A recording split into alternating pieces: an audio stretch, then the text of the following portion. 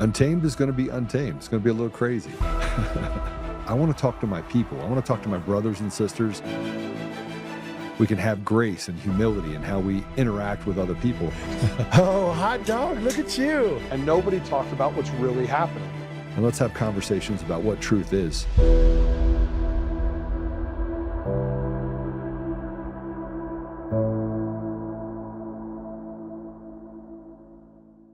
And so, are you married? I'm single. So you've never been married? Oh, I've been married. And when you, as a woman who emboldened, been raised the way you were raised, did you obey your husband? Oh, God, no. You did not obey him? You said, God, no. And why not? Why would I? Why doesn't he obey me? What? Why wouldn't he obey me? Why? You really think a woman should obey her husband? Right. It won't. The marriage won't work if he does. If she doesn't obey him. Oh, okay. Have you noticed that? No, I haven't noticed that because I don't live in 1950. Meaning what? Meaning it's a very antiquated idea. You don't think women should have equal rights? I don't know. There is no such thing as equal rights. I don't know where you're getting your attitudes, Jesse. I invite you to join me in the 21st century. It's nice here. Were women created to lead or to follow? Thank you. I appreciate it. Are you going to run? Yeah, you have a right. You going to run? You have a right to your opinion. You have a right to your opinion. Don't run. I thank you, Jesse. Have a nice day. You running? No, I'm just going to walk. I didn't even put you on the hot seat yet. Thank Come you. back. Lisa. Hi, thank you. Have a good day, everybody. You too, Lisa. Amazing.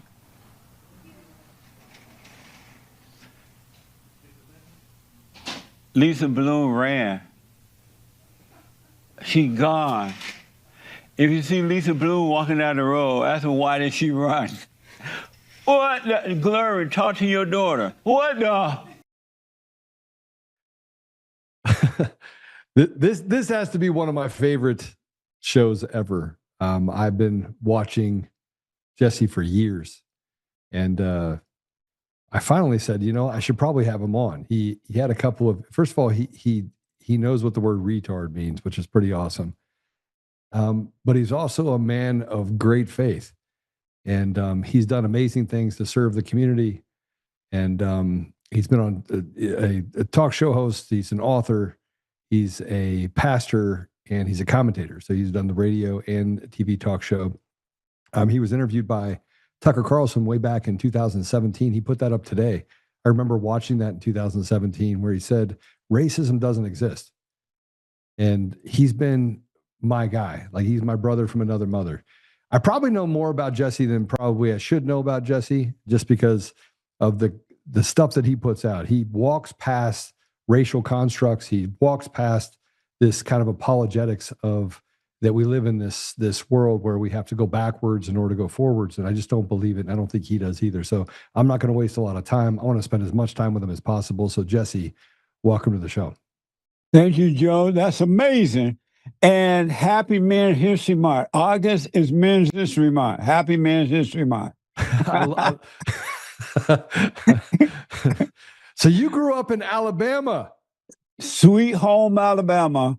I grew up on a plantation down there, and my great-grandfather ran it, my grandfather, and so on and so on. And I grew up under the Jim Crow laws, but not once did I hear the word racism, nor did I hear that we should hate anyone. We were taught that our battle was spiritual, and that you can find good in people and bad in people, so treat people the way you would like to be treated. And it was amazing growing up there. And I'm disappointed the way my country has gone now. You know, if we back it up a little bit, I grew up in Washington, D.C. I was born in the 70s and the 80s. And, you know, we had a little bit of racial conflict then, but we thought as I was growing up that we had solved it, that there wasn't any racism. Yeah. We thought it had just gone away. Like we were like, okay, we don't have a problem with anyone. And I grew up in the hotbed of all of it. So why? Why are we going backwards? Why are we allowing people to take us backwards? And who do you think is doing it? Number one, America should have never fallen for the lie that racism exists. This lie was made up. Excuse me. This lie was made up from what I can tell when the so-called civil rights movement started with Martin Luther King Jr. and Jesse Jackson and all those people. They brought in this idea that white people were keeping black people down and that white people were stopping the blacks from progressing. Whereas prior to that, black people were doing just fine. They had families, they had their own businesses, they went to school, they did what they wanted to do because they didn't have leaders. And so they started that civil rights movement and they started pushing this idea that white people was holding us back. And a lot of blacks fell for it, and so did whites. And then they brought in forced integration. Yeah. And they're trying to make people come together and do what they want them to do. And you can't make someone love you. Black America and white America would have come together naturally. And had that happened naturally, we would not have had and are having the problems that we have today. Forced integration and this so-called idea of racism is a made-up thing in order to control the people, to keep us fighting based on color and not character. And that's what's happening today. The worst thing that ever happened to the Black Joe and to America was the civil rights movement, other than abortion. It was the worst thing that ever happened. Well, do you think that there are good players and bad players? So there was people that maybe had a good, they had good intentions, but others like I'm not a fan of Jesse Jackson. I'm certainly not a fan of any of the modern day civil rights leaders. But do you think that they were hijacked a little bit, and that's why the early leaders were assassinated? No, it wasn't good intention behind that at all. Because everyone knows, and especially men, they know that you're not supposed to put another person over you. Men are not created to have physical leaders over them. And Jackson and Martin Luther King and all those guys knew that because they didn't have leaders. Who was leading their life? They were telling the blacks what to do and how to think and how to act. But who was telling them how to think, what to do, how to act? This was planned. It was meant to be this way. And that's why after 70 to 80 years, they have not changed it. They see that it's not working. At least it's not working for the people. It's working for them, the so-called leaders. It's working for them because they're getting money and power, so-called power, while we're fighting one another. So it wasn't, they knew exactly what they were doing, and that's why they keep it going now. So let's go all the way back to Margaret Sanger, right? Yes. And you could start to see where the melding of generations, blacks and whites, were fighting on the same battlefield. They were, we fought to end slavery. Abraham Lincoln was a huge proponent of making sure we ended slavery. They assassinated him. I don't know who the they is. It depends on which side of the fence you're on. But then we moved forward and we started to see this melding. We started to see this kind of unity happening in the United States under this ethos or idea of what the country represented. Then along comes this person, Margaret Sanger, and others. I'll just talk about her for a minute, and creates a plan. Said, okay, we're going to do Planned Parenthood. So it's the opposite of Planned Parenthood. It's planned death. Yeah. Right? So they lie. They built this deal, this eugenics model to kill off black people specifically. Yes. And in the 70s, we had leadership in our country that was complicit in that. We passed Roe versus Wade, which, by the way, was a fake case. If you go back and you review that case, now we see the genocide of 70 million babies. Nearly two thirds of those were black babies. It's genocide, and yet we're sitting here having the conversation, and we debate the ridiculous, which is one of the reasons why I love every time you get on, because you don't debate the ridiculous, you just call it ridiculous. I grew up knowing and being taught, but knowing that it was good versus evil. It's not all this noise that people make about the issue. Yeah. It's good versus evil. And you're right about Margaret Sanger. And when she first started the whole abortion thing, as you just said, it was to get rid of the blacks down in the South because the blacks were having children, having babies down there, too many babies, they say. And originally, I believe Martin Luther King and Jesse Jackson were against abortion. And so what Margaret Sanger did, she was like, well, who is the loudmouth preacher in the black folks, in the black community? And at that time, it was Martin Luther King Jr. And so she gave Martin Luther King Jr. the Margaret Sanger Awards. And from that point forward, the whole thing changed. They started being for it rather than against it. And it's just been all ego fulfillment ever since. And I remember a while back, we used to go down to the abortion mills here in LA on a Saturday, and we were trying to encourage the young women, the black women, to don't have an abortion. And it was shocking, man, to see 15-year-old, 16-year-old on having a abortion. They were like lined up like they were going to a barbecue place or something, and they were killing their children in the womb. And I was just stunned to see that happen. And their leadership did not care. No complaint, no problem. But if white people did something, they had a fight with the blacks, all of a sudden they come riding in and they care about that.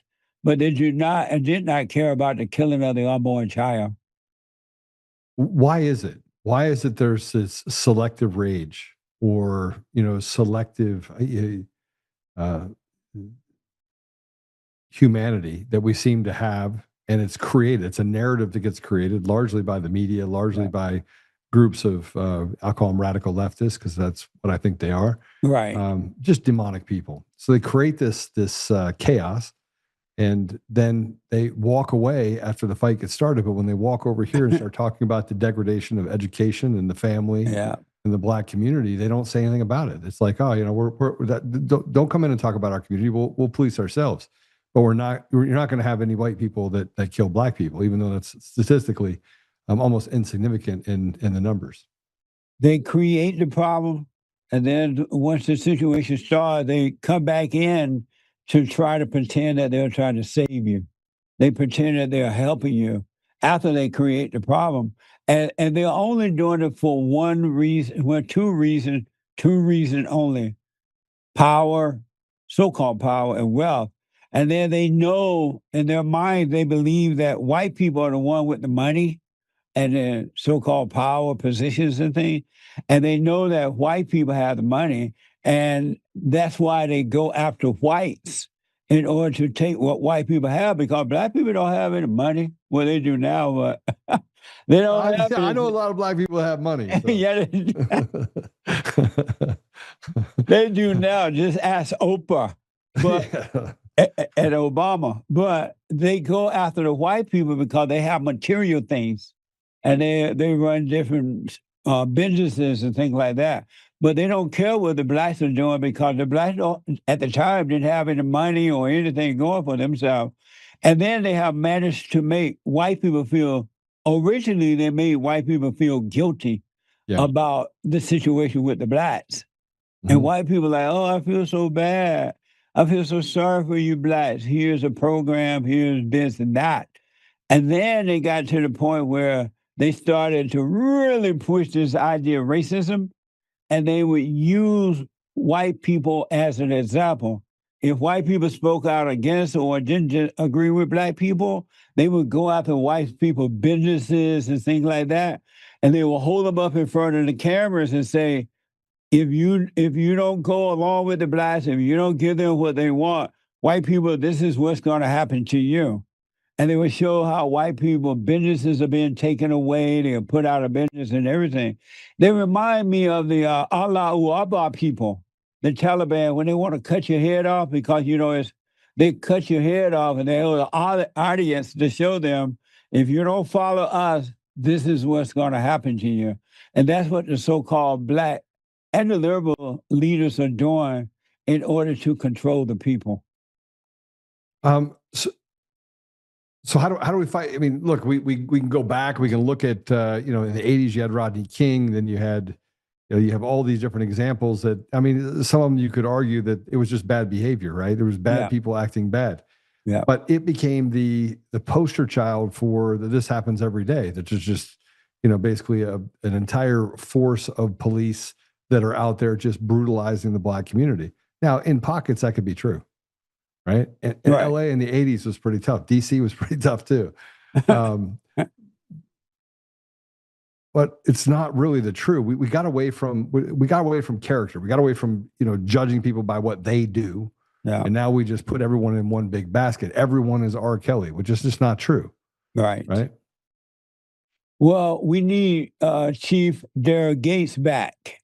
Bring him back to LA and he'll show them how to get it right. Because back in those days, Chief Gates didn't put up with the mess. He didn't. You did the crime, you do the time. And he was tough. And they tried desperately to make him look like a racist to stop him from doing their job. And now it's so bad, as you know, Joe, is that they have defunded the police. They have fired police officers for doing their job and their jobs, and they've taken away bail bond. And if someone commit a crime, they can stay in the neighborhood. And if any witnesses to that crime dare to speak up, their lives are at risk. And so they'll set it up where there is almost no way out. But there is a way out. You got to overcome fear. Anyone who has fear would never function well in life because human nature, human beings are evil until their hearts change from anger to love, from resentment to love. They are evil and they would do whatever they can to destroy you. And it's really, really bad in my country right now. And they got everybody fighting against the white man or white people, pretending that the white person or white people are the problems when they're really not. We got to stop fighting one another and vote out those people in government who are pushing this type of thing for a personal gain. But as long as we're fighting one another on both sides, all we're going to ever have are fights, and generations will continue to go by, die off, and next generation start, and the fights continue. We got to change the fight and get rid of the people that we have put into office. Otherwise, it's only going to get worse and not better. So you talk about an age-old problem that chaos favors the op, never favors the people. And there's obviously people behind this that want to have this conflict, that want us fighting at each other so they can actually, it's almost like a gladiatorial contest. They're like watching us fight while they eat, grapes sitting on the stands. And by the way, the problem is not just the Democrats. We have Republicans that have betrayed us over and over and over again, which one of the things that I've been talking about for at least the last 6 years, was the fact that we have fraudulent elections. They're worse where you are in LA. Yeah. Yeah. Say that again. You just had a mayoral race, right? And we saw as Spencer Pratt's numbers flipped and a no-name came in and got the nod for the runoff election. That was the darndest thing I ever seen. You go to bed at night on the night of election knowing that, what's his name? Pratt, yeah. Pratt, yeah. That he had a chance, a major chance to win. And you wake up the next morning, they said somebody out of nowhere, no one cared about. I doubt if anyone voted for. Nobody even knew her name. They're like, wait, what? Who is this person? Right. Yeah. And all of a sudden, she is in there. I'm like, So I don't know what we're going to do in November when the election really happens, because you cannot trust at all the voting system, because it is not working for the people. It's working to get the people in that they want. I can't even believe that Karen Basque, this female, has nothing going on for herself. Zero. No. All she does is pretend that she's helping the homeless while crime is out of control. Homelessness is still out of control. Everything is bad. And they voted her back in. I could not believe that. The people get what they deserve. Yeah, this is where, I think that the reason why they keep people apart is, and I'll just say it. Look, I've spent the last 6 years fighting this election fraud deal. I'm a system architect. Right? I have a couple tech companies. The podcast I do so I can keep people really fired up under taking back control of their lives. But the machines they're bunk.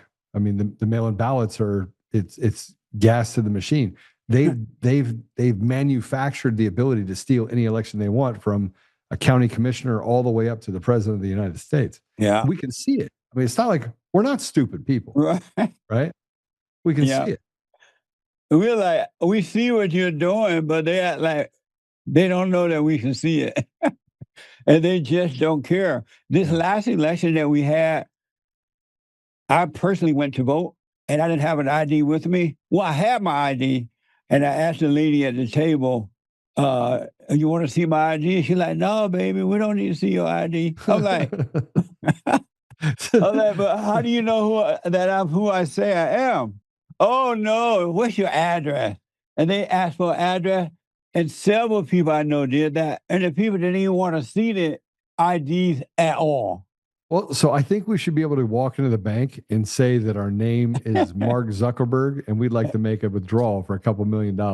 I'm telling you, man. What a mess, huh? To buy a beer, got to have an ID. Absolutely. Got to have everything. You have to have an ID.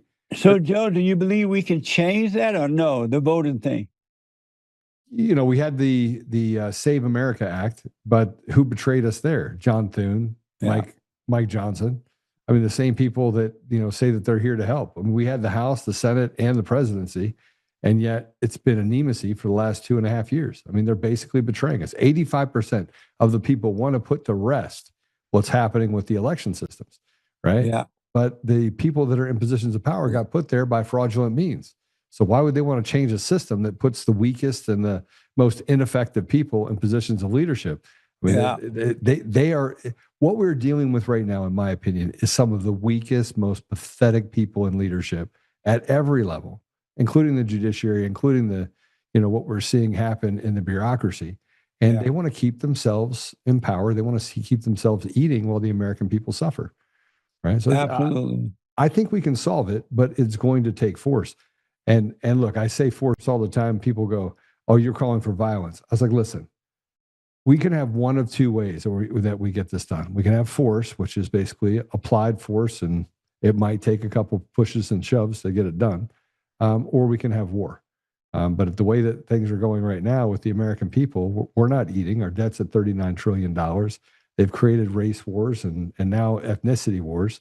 We're fighting each other, Muslims, Christians, and Jews. It's like they took an ant farm and they just shook it in the middle of Lebanon, the 1970s, and here we are. Now everybody hates everybody. Yeah.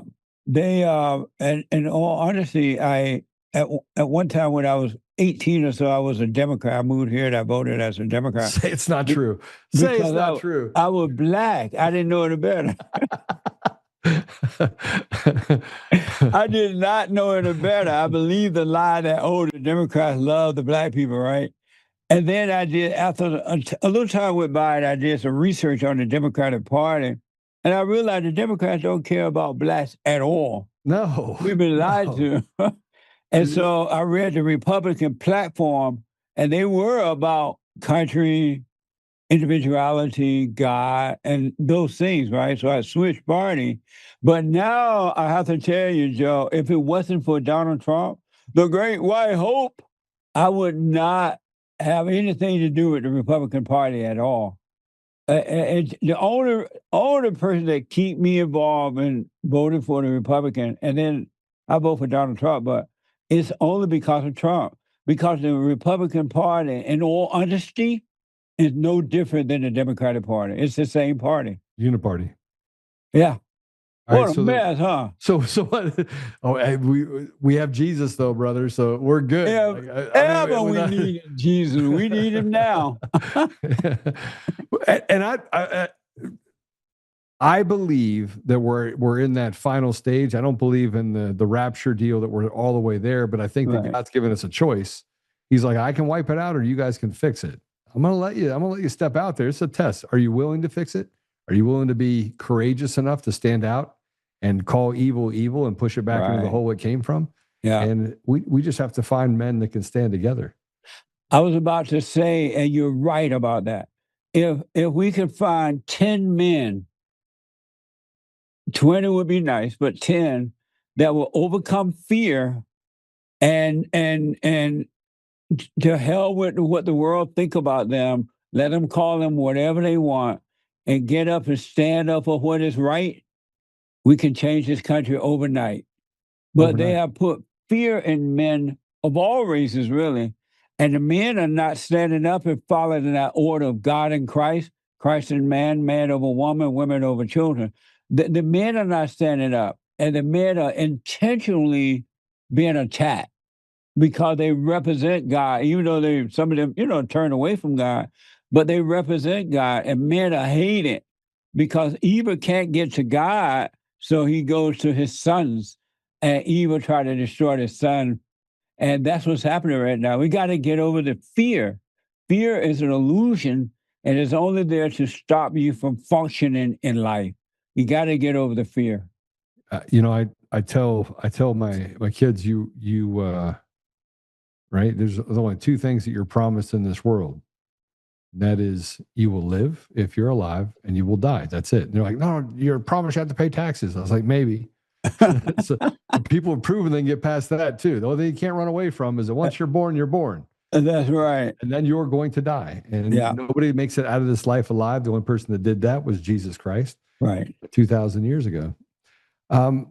We look at all the, I look at it from a biblical standpoint too. And I know I'm going to switch over here on this for you a little bit, but Jesus died at the age of approximately 35. Right. Right. Right. Yes. It's been 2,026 years. We're in a very precarious place.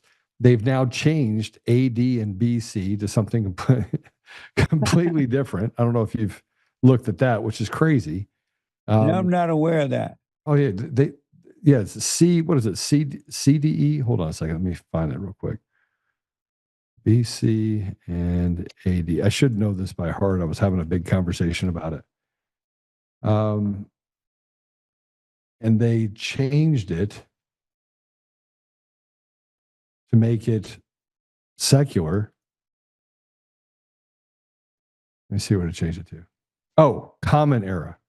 So BCE and CE, Common Era, and before the Common Era. What no? It was tied to the birth of Jesus. Over 500 people witnessed him walking 3 days later, showed up with scars. Yeah. And 2020 years later, we've allowed evil to walk into our communities and dictate, what it is that we believe and don't believe. And they're stripping away our society of all signs of God. And we're wondering why God's not standing up for us right now. I never, growing up, coming from Alabama, walking down the road, I never imagined, you just don't think growing up that something like that can happen in the United States of America. It just I didn't know, to be honest with you, I didn't know that human beings were that evil that they would do something like that. I understand it now, but I didn't know it then. And one other thing I want to mention, Joe, this blew my mind, and it's still blowing my mind. I did not know that one day in America, we all know that the Allahu Akbar religion, the Muslim religion, Akbar.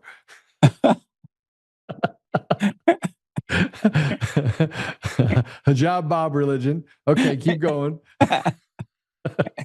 I did not know, and we all know, I grew up knowing this. We all know that they see America as the big Satan, the great Satan, and they see Israel as a small Satan. And they've always been saying, even in their little Quran book, you can deceive the infidels, you can befriend them, you do lie to them, whatever you want, in order to conquer them, right? And they see us as the big Satan. I did not know that America would one day vote in Allahu Akbar people in our government, and like this guy Mondami over there in New York, and some Jesse, they didn't though. I'm sorry? They didn't. These are fraudulent elections. Like Right. I could show you stuff and you would go, whoa, Joe, I just want to be able to use my iPhone. And I would say, Jesse, I briefed counsel for Pompeo on Jan 5 or Jan 6 of 2021. I was at the State Department briefing Pompeo's counsel. He snuck out the back door. I predicted the outcome of the Jan 5, 2021 Senate runoff race in Georgia. I knew exactly what the percentages would be, what would happen. Systems would have to come down, they have to come back up. I told him exactly what was going to happen. The Republicans would be winning. All of a sudden, it would flip when the systems went down, and boom, both Democrats are going to win. I met with a bunch of people from the State Department. I met with NSA, the DHS, all of them. And they're like, well, how do you know? And I was like, just watch. And I was right. Amazing. That's amazing, man. And yet we have mountains of evidence and no one does they do nothing. They do nothing with it. Nothing. Do you know if it's true that over in New York, educated white females voted for Mondami? No, it didn't happen. Didn't happen. It did not happen. No. Really? 40% of the vote 40% minimum of the vote in New York, fraudulent. They can't even the Board of Elections in New York can't come to a conclusion that Mondami won. That's amazing. So what are we doing here? I know. If we don't get the voting thing working properly, I don't know how we're going to get out of this mess, because they're putting all kinds of people who are against America in our government. Yeah. And once they get into government, they can make all kind of laws that they like want. Judges? Right. They can do what they want to destroy us. So why then? Why are we at that place? You know, and this is why, I mean, I get to this place where I go, okay, most Americans that I talk to, I walk down the street and I'm like, hey, what's going on? Hey, tell me, do you agree with all the stuff that's going on? People have varying opinions because they have varying access to information, and they get all their information in a 45-minute or 45-second, tweet. Yeah. Yeah, you're right. But most people, when you start talking to them about that's happening around them, like, are your taxes too high? They're like, my taxes are too damn high. I'm like, okay. There's a lot of things that we can actually agree on. Yeah. Right? Most people are not retarded. Right. But when you have social media that is filled with bots and they can basically manufacture out of nowhere conversations that don't exist and make it normalized, like cutting off body parts and calling a boy a girl, then you're at a disadvantage, because most good people also don't want to talk about the ridiculous. They're like, I know. Leave me out of the conversation. Yeah. I can't believe we're having a conversation. Well, these people are having what they think is a real conversation about what is a male and what is a female. How do you have that type of conversation and think, I mean, how do you have that in public and expect people to say, oh, yeah, you're right. That's not a boy. That's not a girl. This is it. It just, how do you have that kind of conversation and sleep at night?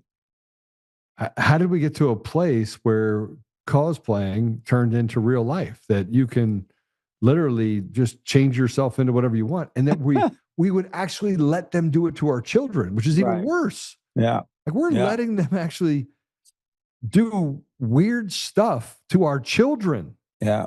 Well, parents don't even protect their own children nowadays. And one of the reasons they don't, one reason is that if they love their children, they would not even send them to these schools, knowing that all this mess is going on. They will make whatever sacrifices they needed to make to not send their children, especially to a public school, number one. And then secondly, they're afraid to say no because they don't want to be called racist. They don't want to be called names. They literally take the name calling serious.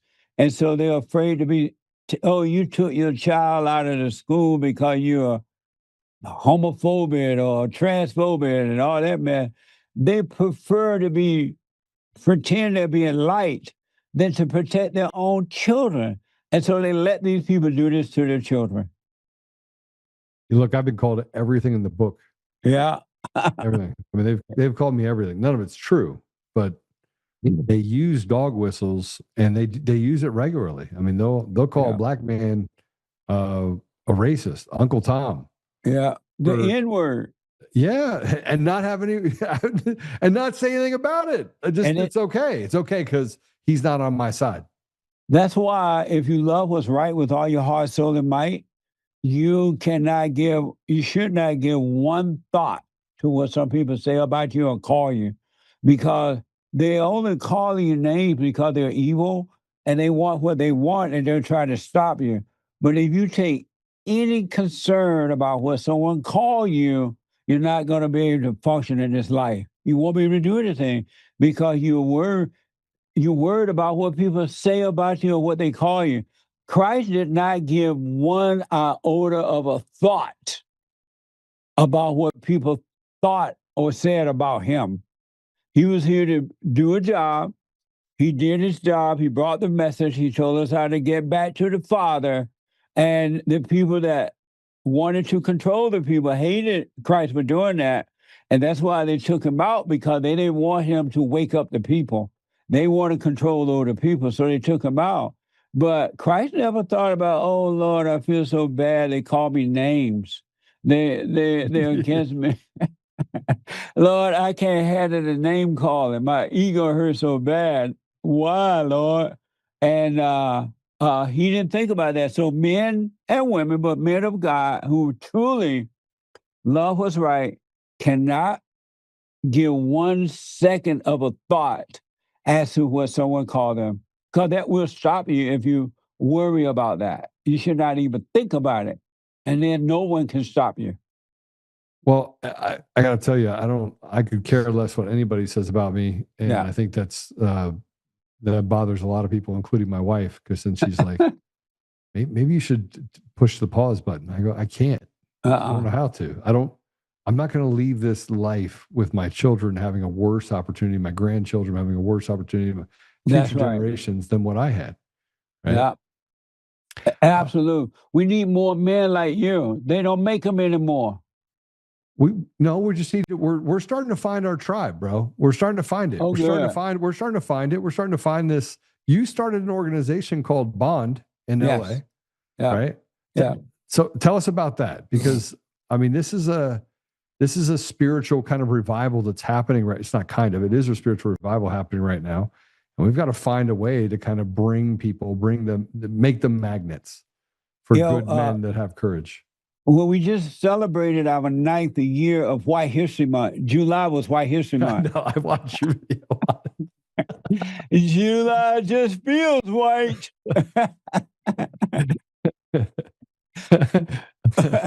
I put up videos on social media that you had in July, and I got just the radical lefts. The ants came out of nowhere, and it was awesome. But we started my nonprofit Bond, the Brotherhood Organization of a New Destiny, 36 or 37 years ago. And the reason we started, because when I woke up and I realized we had been used by the so-called black leadership, black people, and the Democratic Party and all that, and a lot of blacks who were very angry, and they still are, I wanted them to know that it's not racism that's holding them back. The white man is not their problem, that it's the anger.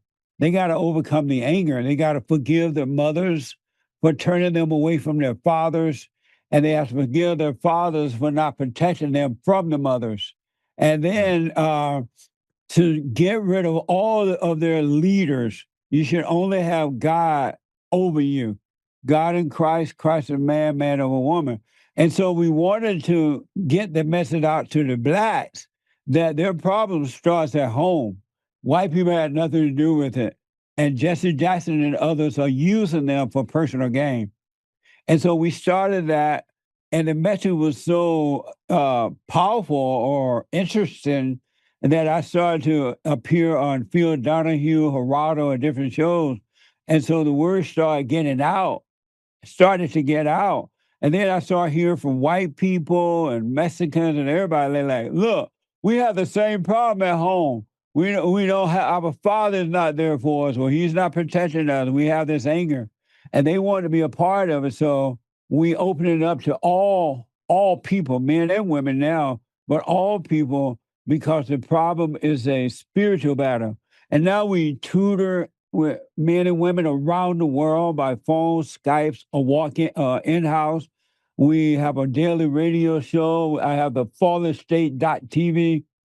We help men find jobs or start businesses. As I just said, we have White History Month in July because we want, if it wasn't for white men, there would be no America. White men founded and created, with the help of God, the greatest country on the planet. And it doesn't make sense that other white people are just allowing these people to come in and destroy what they have built. And so we're trying to wake up white men and white women to that. Now we have Men's History Month. We tutor, we counsel, just a whole bunch of things. But a lot of guys have started their own business or have gotten up and found jobs. But most importantly, they drop the anger by forgiving their mothers for turning them away from the fathers and the father for not protecting them. And once they overcome that anger, because salvation is of the heart, Christ said to love God with all your heart, soul, and might, and to love your enemy. Don't hate. And when you don't hate, greater is he that's in you than he that's in the world. Nothing can stop you. So we're now showing men and women around the world how to overcome that anger. One last thing, we have the every first Thursday night, we have men's meeting for men only. And on the third Thursday night of the month, for ladies only, and then Sunday morning meetings. And we are heard around the world. You can go to rebuildingtheman.com, rebuildingtheman.com, or JLP Talk. Am I right, Nick? Yeah, JLP Talk. So, by the way, I came from an interracial family. Oh, you did? Yeah. I'm sorry to hear that. And I'm one of 8. No, I'm not. Yeah. And it, what's your interracial? What does that mean? So my father left when I was young. My dad came in and raised us for a certain period of time. I've forgiven my father for his part in walking out. But my dad raised me. I left home early. I'm one of 8. My brother was murdered by a police officer in 2017. Amazing. I mean, I grew up in a very poor family. I've done really well. I've been blessed immensely. Yeah. And I think one of the reasons why I was blessed, and it's one of the things that I was watching a video that you did years ago, and that is letting go of the anger. Yes. And forgiving. Like how do you forgive people around you? And I have to do it every day. And over the last 6 years, it's gotten even worse because you go through persecution, you go through them basically saying things about you and defaming you. Right. And you have to take forgiveness to a whole new level. And you don't want to. You do get caught up. It's easy to get caught back up in the, oh man, I hate this person. Right. And you shouldn't. That's right. It's difficult. There is never, ever, ever, ever, ever, but never, never, never, ever, for any reason, a reason to be angry. Anyone who is angry is separated from God. Anger is not the nature of God. God's nature is love. Love your enemy. Loving God first and love your enemy. And if you want to completely overcome anger and never have to deal with it again, where it's completely taken away from you, you got to forgive your mother. Your mother has recreated you in her image. She was angry. Her mother made her angry. And she did the best she could. But she couldn't help it because she had not overcome the anger herself. And as a child, she imposed that on you without you realizing what was going on. And so you become like what you hate. I'm sorry? How'd you know that about me? It happens to every boy and girl. You just said it to me and I was like, oh, that hurt. Oh. Yeah. I promise you, Joe, forgive your mother. Hey, mother, I'm sorry for resenting you. I become like you. And I realize now that you did your best, and I'm wrong for holding it against you. And don't ask her for forgiveness because mothers don't forgive. But when no human beings don't forgive, we apologize for being angry, for judging, and God will forgive us as we forgive others. Go to your mother, forgive her, And whether she cry, because you know when she cries, she's lying, right? But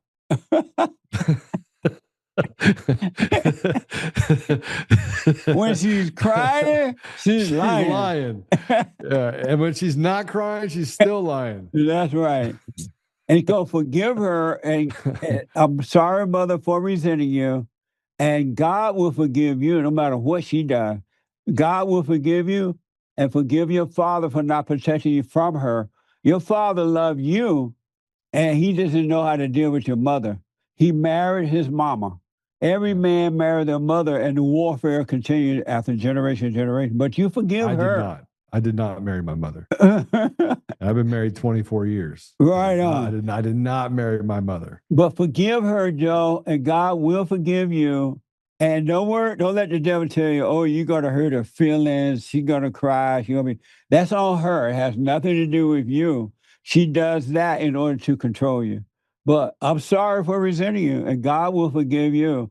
And I promise you, if you do this, every spirit of anger will be taken away from your heart, and you will have a renewed heart. And it doesn't matter what happened out there in the world, you will not be mad at anyone. You speak up, but you would never get angry again because you won't have that spirit of anger in your heart. Your heart will change. But every human being, no matter who it is or how much they have or don't have, they got to forgive their mothers if they want to completely overcome the anger so that they could be themselves and not the spirit of the mother. Man, are you going to forgive your mother? I'm going to think about it. I'm going to put that aside. Yes. Yes. Look, if the last 6 years has been, I like to say the before Jesus and after Jesus. 2007 was a turning point in my life. Right. I speak Arabic. I spent 6.5 years in the Middle East and Africa negotiating in really bad areas and doing some pretty cool stuff. Came back, started a company, had some great success. I mean, amazing success. Like God's blessed my life in ways that I can't even imagine. Now, fast forward, the last 6 years, I was the darling to everyone. I was on every board, national board. I ran a ridiculous tech company. I went back into it. I stepped away for 3 years. And so watching my community suffer, right, is like watching my little brother suffer, or my sister. I mean, I take to heart 1 John 3:16, the other John 3:16, where it says that, God gave up his only son, and so that we should be willing to lay down our lives for our brothers, right? Right. That's a real thing for me. Like there's no part of me that fakes that. I go right to the front. I'll take the first bullet. I want to be the first one. I am my brother's keeper. I live that life. But the last 6 years has made me angry. Well, I've had people steal millions from me. I've seen a lot. Yeah. I've seen a lot. When you don't know what a real blessing is until you forgive. When you forgive your mother, and it's all like you had a lot, you've gone through a lot, but you don't know what a real blessing is until your whole heart changed and your mind is renewed. Yeah. And I highly, do what you want, of course, but I highly recommend shaking in your boots. You face your mother and forgive her. Don't ask her to forgive you. You forgive her, and God will forgive you. And you really see what a real blessing is. And you will own your world. You will be in charge of your world and the universe, and nobody or nothing will be able to stop you because you and God will be one. But if you don't forgive, it's not going to happen. You got to face your mama, Joe. I feel like I have to negotiate, though, just a little bit. Does that mean I have to talk to her after I forgive her, or can I let that be the... That's a good question. Once you forgive her, you will no longer have guilt or anything. You will no longer have anger. You will no longer have guilt. You will no longer be controlled. So you will be in charge of your own life. And if you want to talk to her, you would. If not, you won't. But you will be in control, and not by emotions, but by love, real love. And you will be in charge. You don't have to communicate with her at all. And you will feel just fine because you won't resent her. You won't have that anger. But you got to shake it in your boots, though. You got to and face your mother. The hardest thing in the world, what most people do, men and women, is to face their mothers. They resent their mothers and as a result of resenting their mothers, they're afraid of their mothers. And the devil tells you got to hurt her feeling, or she may yell, or how will she handle this? And you believe in the lie of the thought. Did you know? And so in Christ, God said that all who were born of the flesh, who were born through the woman, must be born of the Father. You must be born again. And you're never going to overcome the spirit of the woman until you forgive her, your mother. So shake it in your boots, Joe. If you want to be free, you got to forgive. I'm the guy that literally takes, I love taking good advice that gets me to a place where I can have abundance. Right on. And abundance of just sleep would be nice, right? Just being able to sleep and not have that burden. So once you forgive, no matter what the issues of the day that you have to deal with, at night, you're going to sleep like a baby.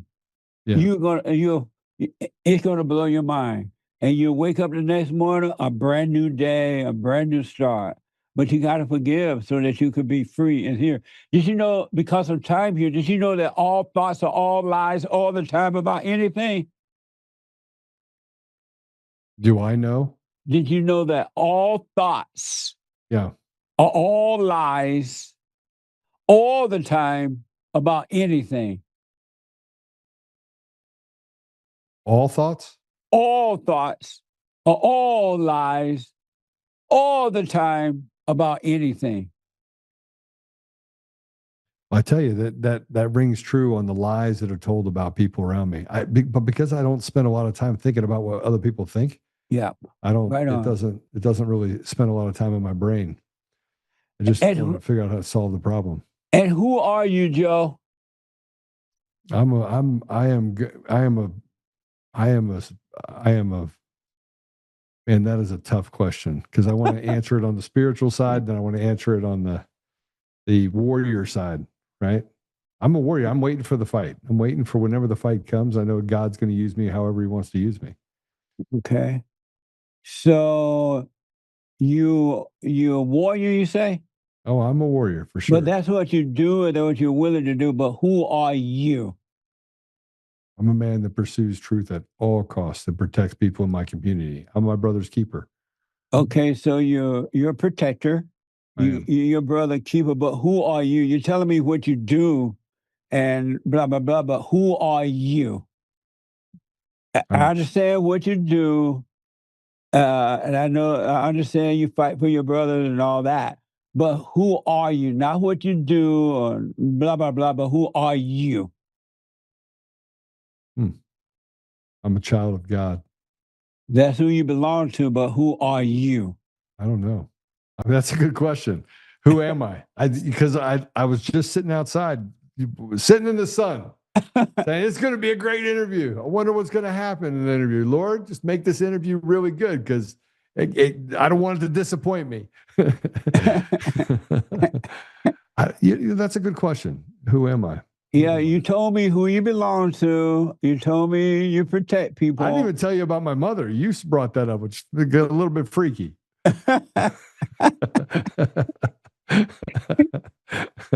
And you told me, what you do and all that, but you didn't tell me who you are. I'm Joe. Like that's your name. I'm Joe. That's your name. Okay. I'm a man. That's what you are in the physical. Okay. But who are you? Who am I? Man, I thought I gave you all the answers. I don't really have anything left in my stable.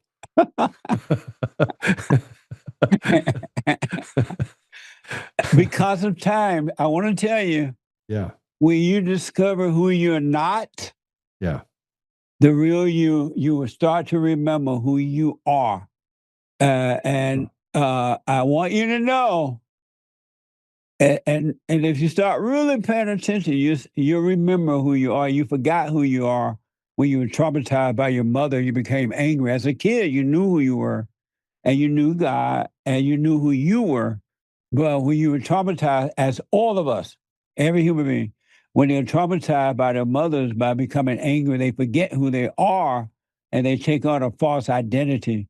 I want you to know, Joe, you're not your name, you're not your past, you're not your future, you're not what you do, you're not what you have done, you're not your thoughts, you're not your body, you're not your emotions.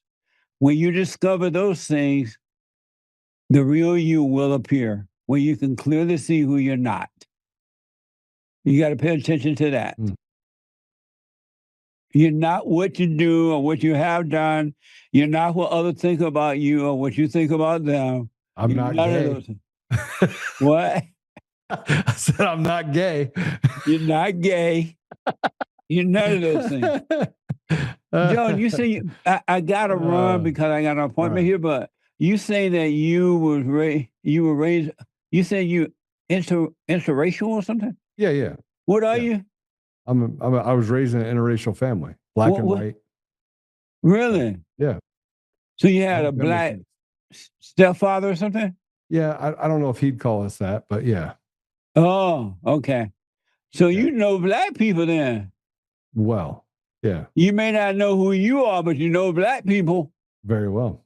I got a lot. Right. My family has been. Yeah, I mean, I'd like to say that I'm comfortable. I mean, I grew up in a hard place, man. I grew up having to go through some stuff and sold drugs at a young age. So, but I came through it. I mean, I was an athlete. That's why, there's a lot of things that I learned in my life that most people have never learned. Have you forgiven your real father for not being there for you? Oh, yeah, absolutely. Did you tell him? He's easy to talk to. Yeah. Right on. Yeah. It's easier to talk to the fathers than it is to mothers because mothers are on an ego trip and they can't admit that they're wrong. Yeah, that's true. The worst part about this is that you brought up something that I had been thinking about, but there's I don't. My she's a nutball. All mothers are nutballs. Yeah, well, this one's a little more nuttier than most. That's what every child thinks. I'm a grown man. I tell you what. Every adult child thinks that their mother is worse than the other one, but they're all the same. Mothers don't have love. They only have hate, and they call that love. And that's why you got to forgive them. Yeah, I agree with that. Joe, I got to run. Hey, brother, it was great being with you. It was amazing. It was amazing. Yeah, I'd love to do it again. Yes, sir. Will you let me know when you forgive your mother? Yeah, see that might. Yeah, yes, I will. Yes, I will do that. Yeah. Okay, I'm going to consider it. I'm sorry. I'm going to consider it. You already know that you resent her, and you know that it's wrong to resent. What else there is to consider? God said, if you want to enter into the kingdom of heaven, you must go and forgive, and I will forgive you and draw you in. You cannot enter into the kingdom of heaven within until you forgive. Man, powerful. All right, I'll do it. Let me know. All right. Thanks, brother. I appreciate you. All right. Thanks, Joe, for having me on. I appreciate it. Great having you on. All right. Take care now. You guys don't know how much of a treat it was to have Jesse on here today. First of all, we weren't talking about that. That wasn't even on I had other things that I wanted to talk to him about related to what's happening politically, and whether we're talking about what's happening in the Black community now or the institutional rot that's been placed in that environment. These are all powerful things that, I wasn't expecting him to bring up the mother card. And you guys have been with me for 6 years. Some of you have been with me since the beginning. And so, from my standpoint, that when he brought that out, I was like, who gave him the cue card? Who gave him the cue card? SKSCOM KD says, I read a book called The Personality Tree and discusses the idea, who are you, not what you've become. Yeah, that book was literally put in front of me not that long ago. So maybe I'll try that, to watch that as well. I'm going to take a quick commercial break. I'm going to take a commercial break. I'm going to come back and I'm going to talk to you, but I want to, I really want to dig into some very difficult subjects I feel like I'm getting to the place where I have this ultimate calm. And the calmingness is just when you get to a place where you just, you accept what's happening. You don't have to like it. You don't have to agree that it's good. But you got to accept it. And, I'm struggling with what the administration, what President Trump is doing right now, and hoping. I mean, hope is the antidote to depression. Hoping that it's going to work out. But the hard part is that when I see the mechanisms around me that are operating in such a way where you can see the evil, you can almost, it's like oozing out of certain situations. It becomes very difficult not to want to fight back against it. And what Jesse said was interesting, because I've actually took it a few days and said, look, I don't want to get angry anymore. I don't want to get mad over things that frankly, it doesn't help me to get angry about those things. But I am angry. Make no mistake, I'm angry. And so when he brought up, having a conversation, say, you forgive your mother, regardless of the concept, the circumstances around it, I do get to that place where I have to listen. Like when you ask God a question, he gives you an answer. He may not give it to you right then. He may give it to you when you're on a podcast with Jesse Lee Peterson. And so it was amazing what he said, and it was more amazing the fact that I could have that conversation. So we're going to go to commercial break. When we come back, we are going to talk about Candace Owens.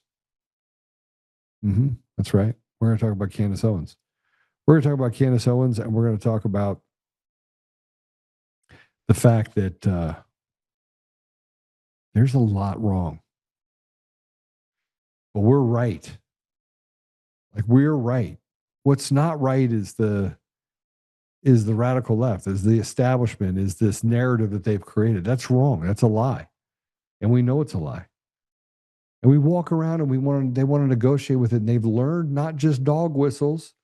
They've learned how to manipulate and ask questions that you couldn't answer in a 1 minute. And they'll say, just give me the data right now. Just give it to me. Give me your proof. Give me your proof. They know they can't. So these are manufactured questions by manufactured people who have manufactured intentions to do harm to the community. And as I went through this whole thing with Candace Owens and listening to the interview that she had with what's that guy's name? Andrew something or other, Andrew Wilson, on Tyler Robinson's murder. I finally got to the place where I figured out why we can't have consensus. Even on our own side, we can't have consensus. Because we pick winners and losers. I went and watched the entire interview from end to end, Candace Owens and Andrew Wilson. And I tried to keep score. We're going to talk a little bit about that. We got some other stuff to talk about too, but we're going to get into that particular conversation. So stay with us and check out this message.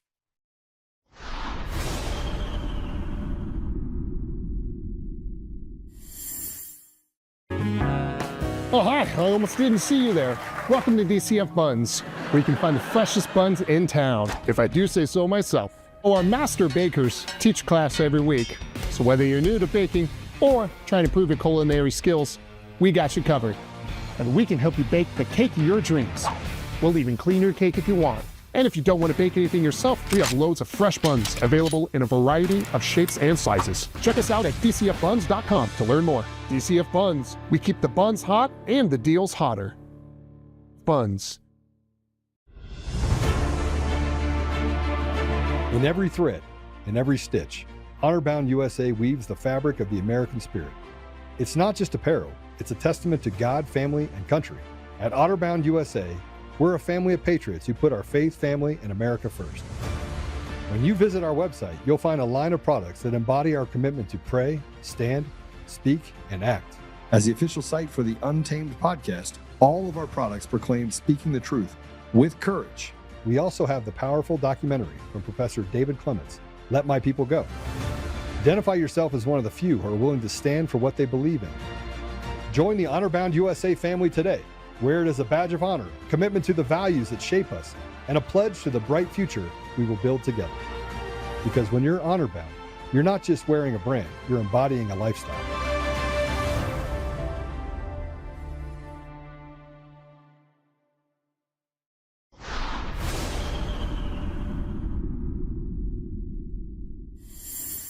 Yeah, I'm fine with closings if you want to do closings. Well, I also would just, if I may ask a question, which one of the charges against, or all of them, do you think Tyler Robinson is guilty of?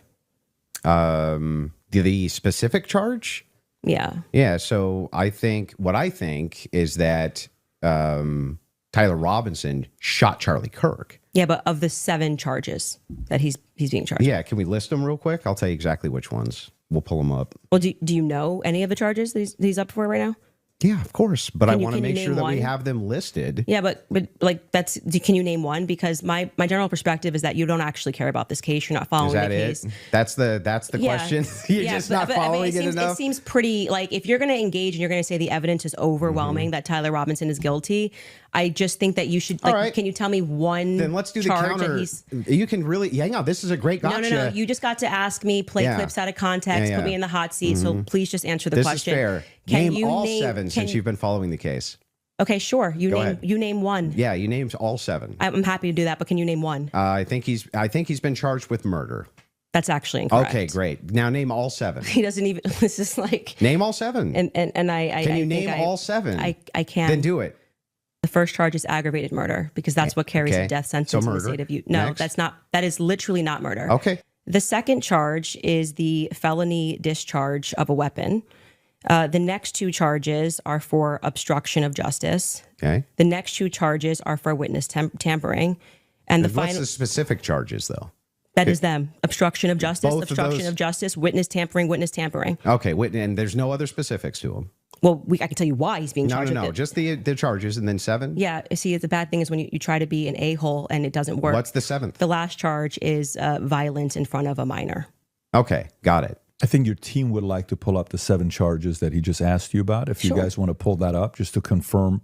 Aggravated murder, felony discharge of a firearm, obstruction of justice, which is counts 3 and 4, 5 and 6, tampering with a witness, and count 7, violent offense in the presence of a minor. In front of a child. I did notice something. I just was curious about. If I'm just wondering, when you pulled out your phone just before you asked that question, did somebody by chance text you that question? You can check my phone. I'm just curious. No, you can absolutely not. I have not had one communication with a single person, not even my producers who are in there this whole time we were here. You want to check my phone? I'm happy to take it. Let's see if anyone was texted at all during this debate. You give me permission. You have full permission to go through my phone. I don't need to cheat. So the last one has nothing to do with it. It's just a compliment. Mm-hmm. I haven't even read my text messages. That's a compliment. He's reading them. You're okay. You'll give me permission. Yes. I'm just going to read 3 of them to 1132 because after that, I don't need to read it. And you know their texts. Could have been Telegram. Could have been something. All like I that. have is Signal. You can check that too. I only have Signal. I don't need to I deeply care about this case. I don't need to pretend I get to it. know If you stuff deeply that I care don't about know. the case, Yeah. I just, I have my other question is about the steakhouse receipt.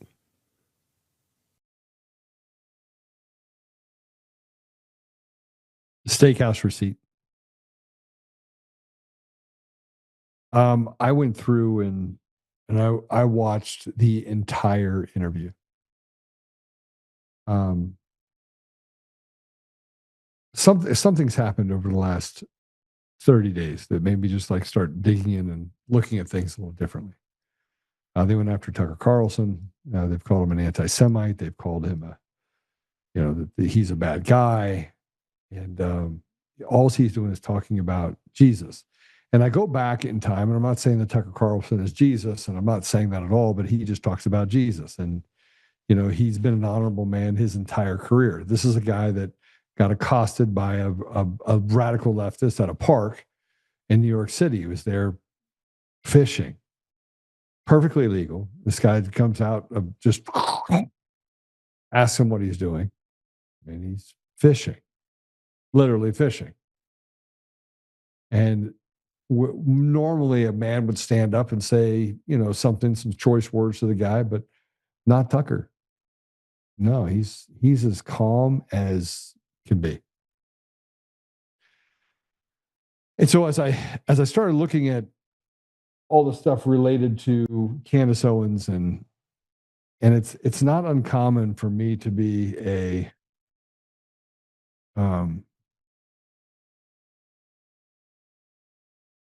it's not uncommon for me to be a antagonist on things, because I look into I watch everything. Sorry, I just had my wife call me, sent me a text message. So I want to make sure that I'm following things right. Hold on.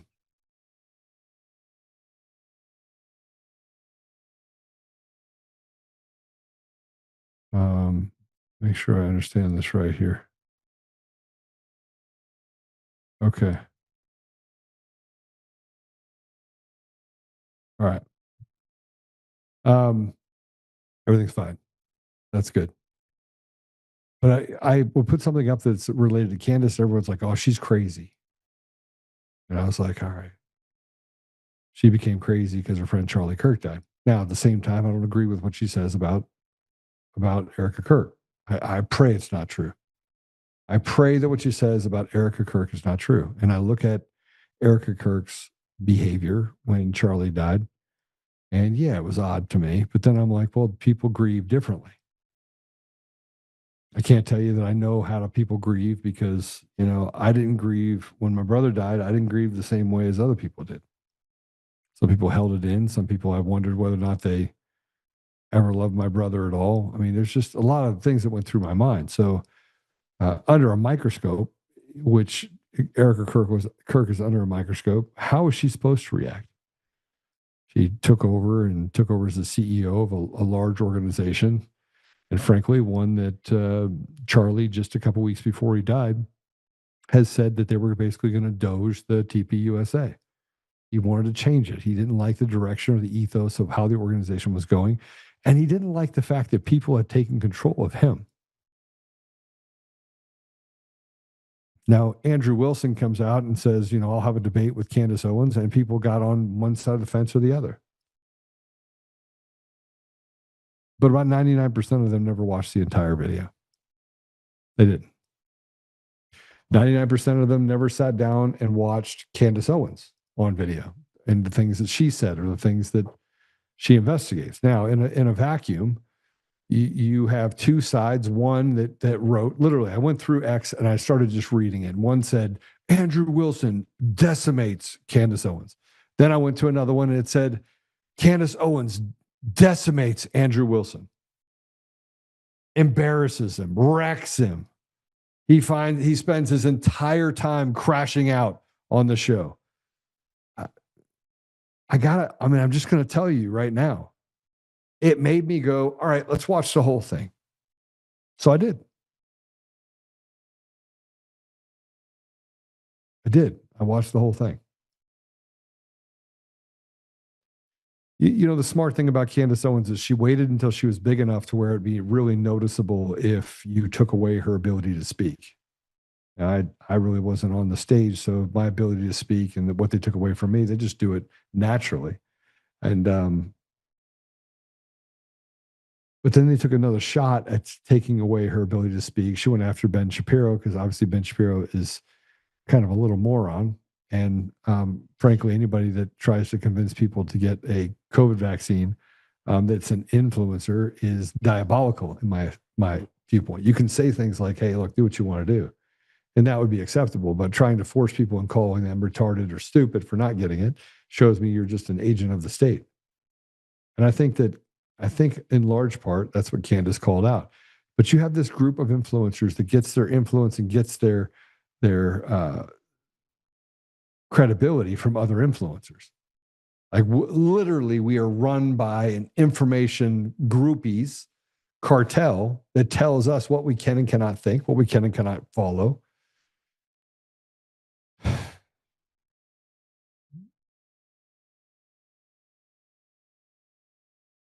But Andrew had never gone through the case.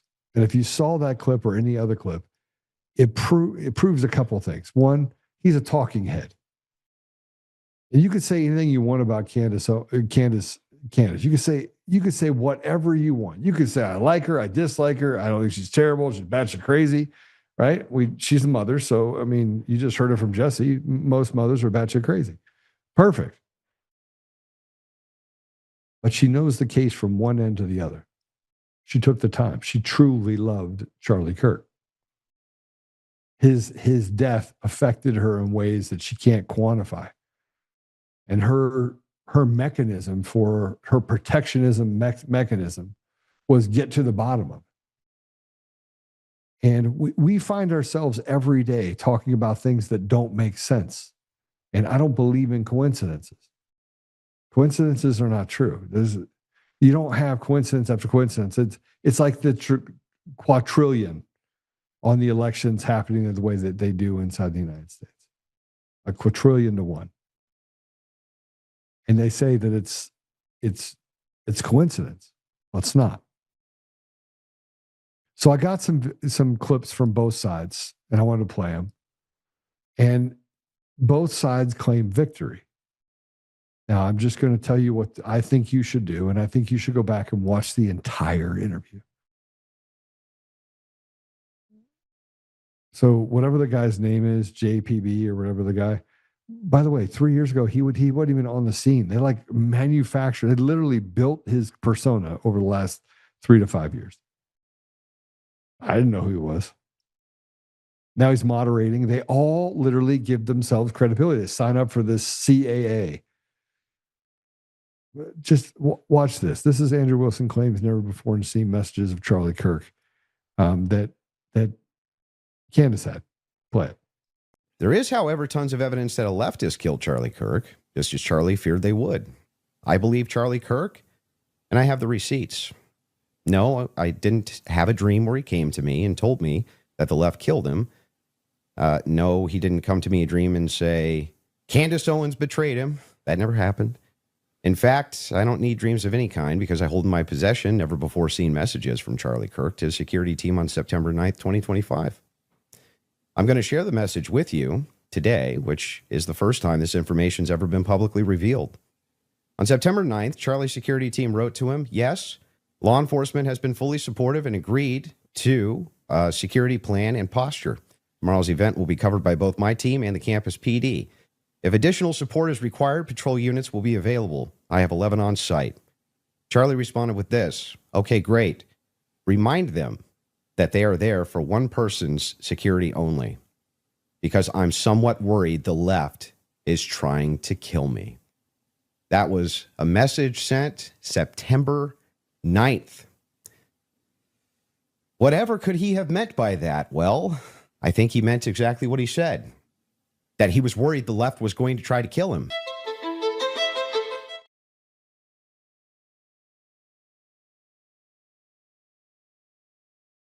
So you had guys that came out that said they supported Candace. You had people that came out and said they supported Andrew.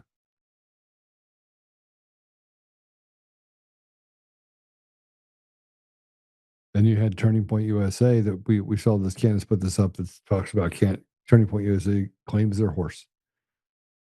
Like we didn't already know. And that was the video we just talked about.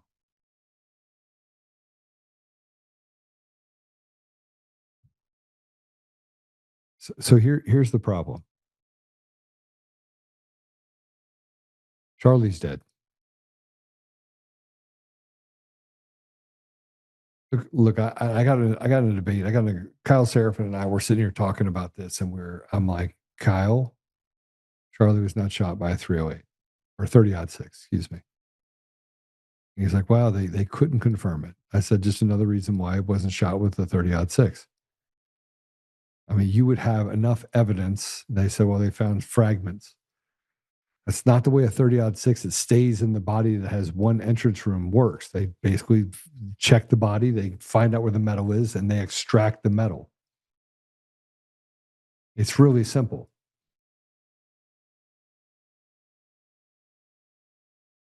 Charlie's dead, and there's a lot of circumstances surrounding the entire event where there was a man that stood up in the back. As soon as Charlie was killed, a man stood up in the back and he like drops his pants or something. I can't remember what exactly happened. I'll go check it out. I should have been prepared for this part. And he said, I did it. I did it. Now, I was told today, and I don't know if this is true, I need to check it as well, that he was the same guy that was at the World Trade Center, and that he was one of the first people to give interviews. And this guy happened to be there. I don't know if that is true, but here's what I didn't know is true. Soon after that, there was another false flag of somebody walking around noticeably holding a gun inside the town, right outside. And then you had Kash Patel that 15 minutes later is like, we caught him. We know we caught him. We saw the picture of it. I got on the phone and I'm like, it's an air rifle. It's a fake gun. So you got the guy with the fake gun that's out there. You have the chatter that's out there saying that something's going to happen to Charlie Kirk. I mean, they predicted it. You have the people that basically ran interference. And then you have Robinson with a 308 that at 230 yards didn't make it out the backside of his neck. It doesn't make sense. And then you had Tyler Robinson jump off of the building, and then they said, hey, a video of him breaking down the gun, and I'm like, okay, show me that. But then I can't.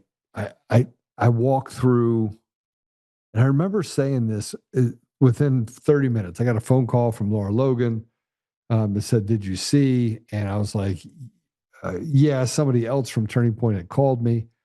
And so I had all this stuff in my brain at the same time. And I remember saying, just as I got in the car, I was up in the mountains, that, they left the gun on the scene. If he was shot, wherever he was shot, it was hidden in the ceiling, wherever, but they left the gun there. And they, I remember watching the video over and over and over again. I was like, something doesn't look right. It just doesn't.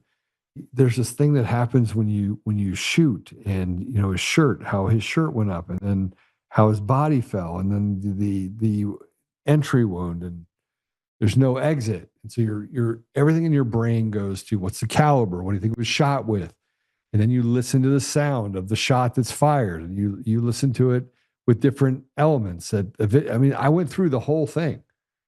And by the way, I never ever got on this podcast and talked about the Charlie Kirk thing. I just didn't. I talk about Erica Kirk or anything else, because here's what I know is that she has 2 children.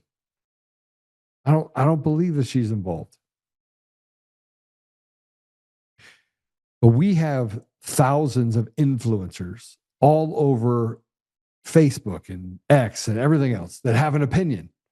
And they're like, Charlie was killed by Israel.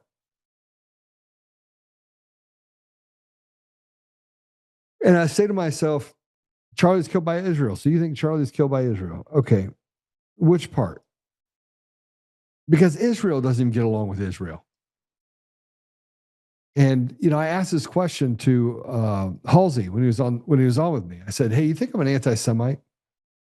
And the one thing I could tell to Jesse, I don't hate anybody. There's a couple of people that I hate on. I want to hurt them. But hate's not something that I want to live my life by. But out of the thousands of debaters that are out there or influencers that are out there, and everyone's got an opinion, they want to mock and take a side against Candace and a side against all 4 Candace against Andrew. And you had Stu Peters that said that, that Candace Owens just destroyed her. You had other people that said that you had Andrew that put up a post. This guy put up C5 for a minute.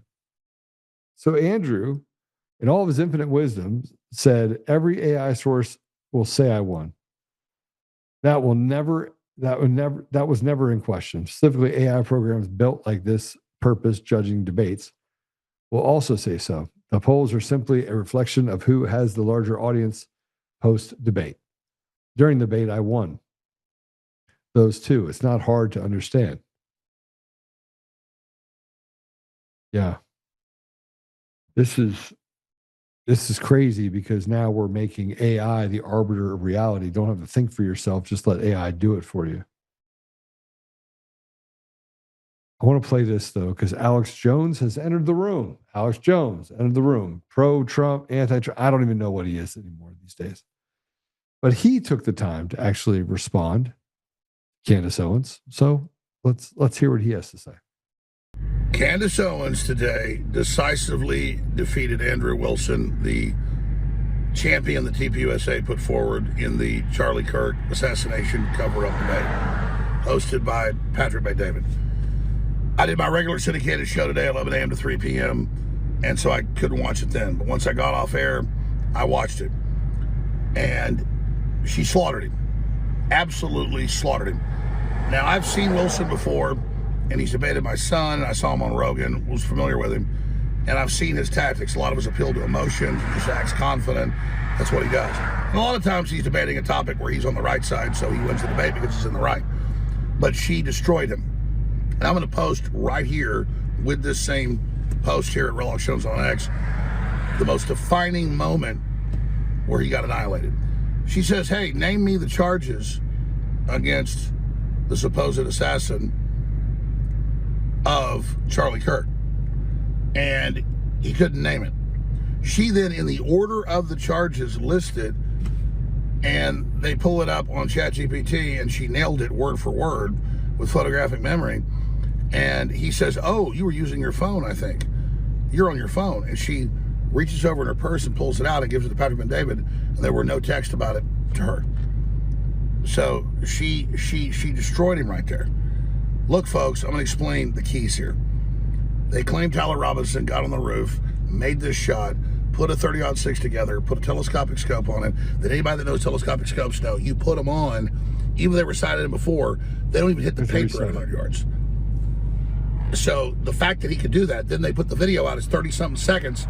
He doesn't have time to put a rifle together and do that. It looks like he unfolds something, whoever it is. So the official story is not true. And I broke what Joe Kent's confirmed happened. This has been in the news. They've confirmed happened months after I broke it.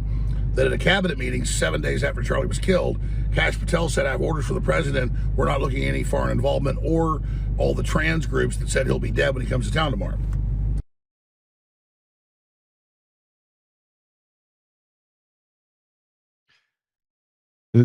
The picture on the video that he's referring to does look like someone unfolded a gun. I have a pretty good idea, and I pray it's not true, but there's something wrong with, there's a company out there that's called Fold AR. And Victor Marks, if you know about Victor Marks, he was first to the game when it came to Charlie Kirk. And Charlie is a very complimentary man. Like I met him in, I was with Mike Lindell, and I met him in at a Flashpoint USA meeting in Omaha, Nebraska. And I don't remember what it was, 2021, I think, 2021, 2020, 2021. And I flew in with Mike, and we were going to this deal. And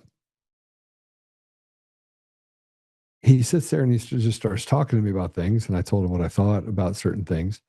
And he was overly complimentary. Someone walks up and he's like, hey, let me introduce you to my friend, Joe Oltmann. And I was like, hey, how you doing? So he said that I was his friend at the time. I wasn't his friend. I wasn't. I had just started talking to him. I mean, it was the first time I talked to him. I wasn't his friend. I wasn't his friend. But he flamboyantly likes to ingratiate himself to people. And frankly, he got paid to do certain things, and he ran an amazing organization. And you want to know about somebody that has a photographic memory and that can pull things from his memory and research, as a research junkie. I know because I'm a research junkie. It's Charlie Kirk. He's just amazing. He will go read a book. He'll spend 3-4 days reading a book, and then he'll read another book on the book that he just read in order to understand whether or not his confirmation bias and whether or not he believed something or didn't believe something is actually real. It's just who he is, right? And the guy is historically accurate and studies the Bible and understands the biblical nature of things. And also, for a guy that never went to school, he understood everything from biology to mathematics to, I mean, he was a genius. I think the guy was a genius. There's a guy that owns a company called Fold AR. And, you know, Victor Marx is running for governor, and I didn't know any of this. I was never involved in anything to do with, you know, this disparagement of Victor Marx. I ran for governor. I was like, I'm going to do this. I'm going to jump my both feet in. And so I did. And the lies that came out about me, but then I went back to, and I was at Charlie Kirk's memorial service. But the lies that came out about me from Victor Marx, and that he just is a flamboyant liar.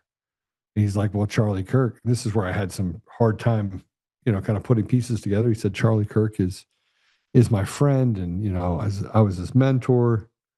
So I went back and watched the video where he said that. And I just remembered what Charlie Kirk did to me in front of somebody else that walked up and said, this is my friend, Joe Oltmann.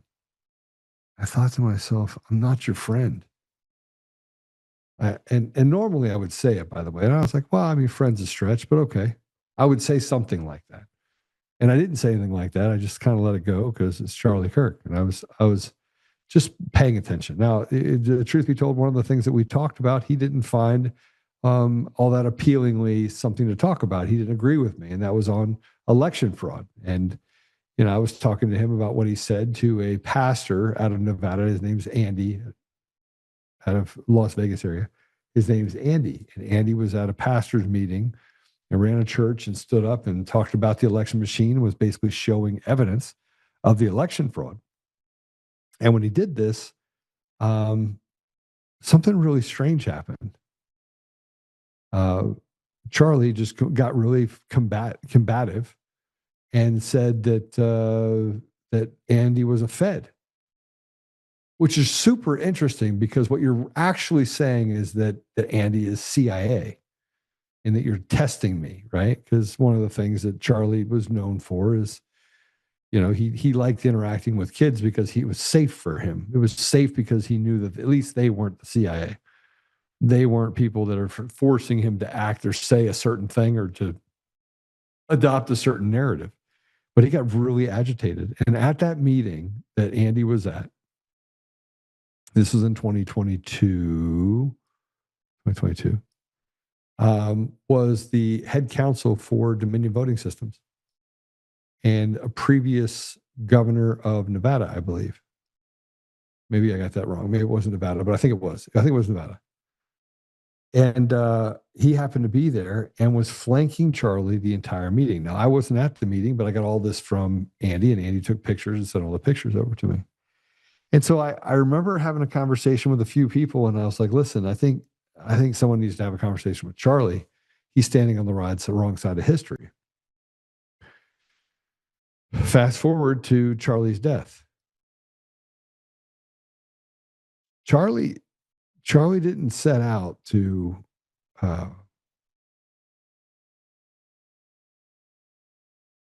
he didn't set out to hurt anyone, and the radical left could have picked 500 different people.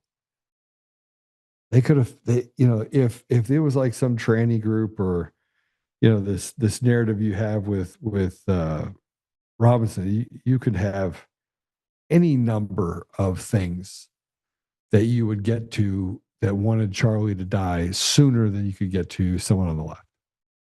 He was the most respectful person. We walked on the campus. He was respectful. And yeah, he had people that would stand against him because they just made up a narrative. And it was always by the same group of people.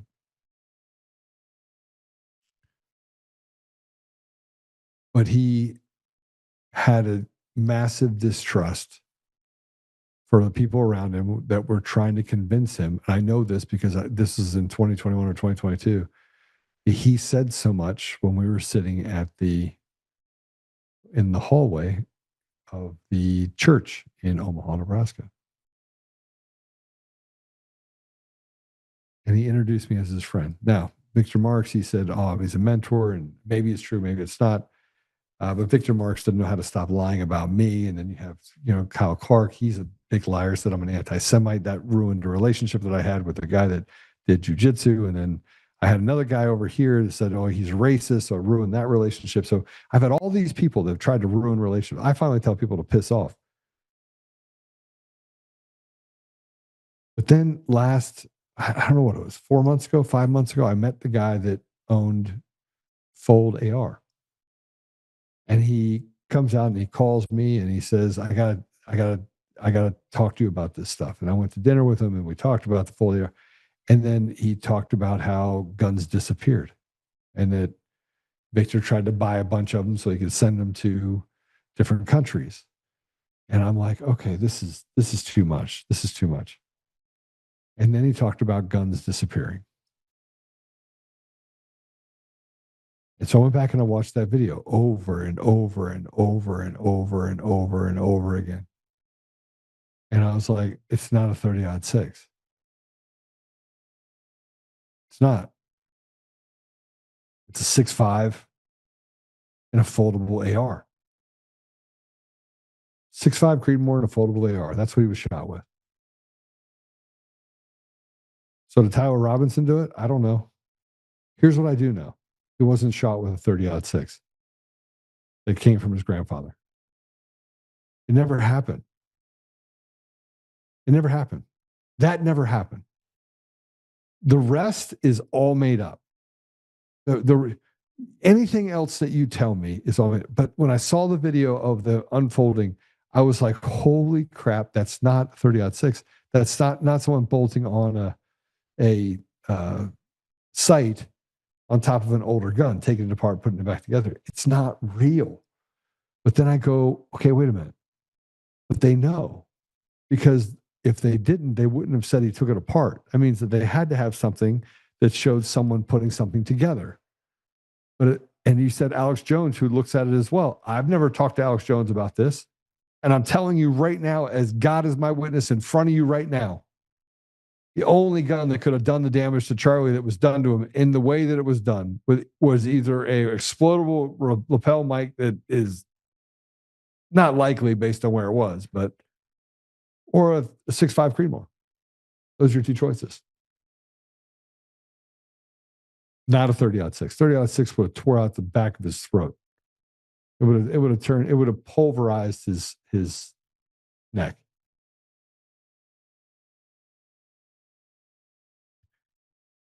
We are living in a world where they lie to us about everything. And so I just want to say this about Candace Owens. Go watch the video. I mean, what he said really was inconsequential to the deal. It didn't mean anything to me when he said, that when he said that he had these text messages when, one side won or the other side won. Andrew was noticeably uncomfortable, which means he lacked information. He did not understand what he was saying or what he was saying or how he was saying it. He was winging it in large part. He did not study the case like Candace Owens does. He did. And frankly, I don't think he knew anything about the Tyler Robinson case. And the other part about unfolding an AR, I had to go back and watch a video of the person that had this company unfolding an AR before I went, my gosh, it's the same gun. But the fact that they built the case around a 30-06 means somebody is lying about something and they know. And that someone put their hands up and said that they did it as a distraction means they know. They know. Somebody knows how and why Charlie Kirk was killed. That's true. And that text message that Andrew was talking about, it was directly tied. It was directly tied to the fact that they had to create a story that made you look over here rather than looking over here. And do I think Israel did it? I don't know. I don't know who did it. But I know who didn't do it. A 30-06 did not do it. So maybe Tyler had a 6.5 Creedmoor or a foldable AR that just so happened to be the same place that Victor Marks is hanging out over here and and trying to work a deal to sell foldable ARs to different countries. And it happens to be that this guy's unfolding an AR on top of a building and doing all this stuff. They only had 30 seconds to do it.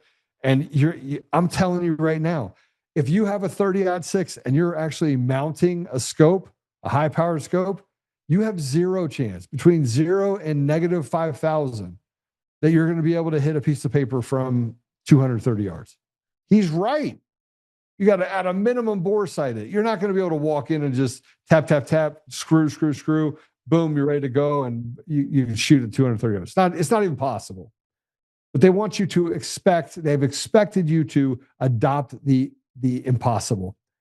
But that's not the only thing they told you to adopt the impossible with. They told you to adopt the impossible with COVID, to adopt the impossible with weapons of mass destruction, and everything we turn around to adopt the impossible. Adopt the impossible that Ukraine could be the bad guy or the good guy and Russia bad. Adopt the impossible. Adopt the impossible. And we sit in the bottom, we talk about the elections, and we have so much evidence, and it never makes the light of day because you got retards in every form of government that are stopping us from getting to a place of common sense. That's all I know. Here's what I'm going to tell you. I'm going to tell you right now. Believe nothing of what you hear from anyone when it relates to the government, related to what happens with Charlie Kirk or the elections or anything. We've just got to the point where we expect that we're going to be lied to. Candace Owens is not your enemy. Tucker Carlson is not your enemy. I don't know about some of the other people, but they're not. Go back and watch the video. And I actually don't think that Candace Owens wiped him up based on that particular piece. That's actually trivial compared to the rest of the conversation. But let's get into something if we can real quick. I want to get into the elections. I want to step away from Candace Owens a little bit. Although I will tell you, the Candace Owens part is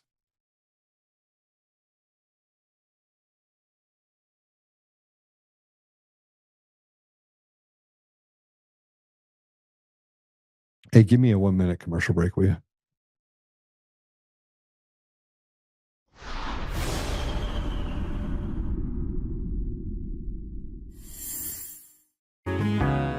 Oh, hi. I almost didn't see you there. Welcome to DCF Buns, where you can find the freshest buns in town, if I do say so myself. Our master bakers teach class every week. So whether you're new to baking or trying to improve your culinary skills, we got you covered. And we can help you bake the cake of your dreams. We'll even clean your cake if you want. And if you don't want to bake anything yourself, we have loads of fresh buns available in a variety of shapes and sizes. Check us out at dcfbuns.com to learn more. DCF Buns, we keep the buns hot and the deals hotter. Buns.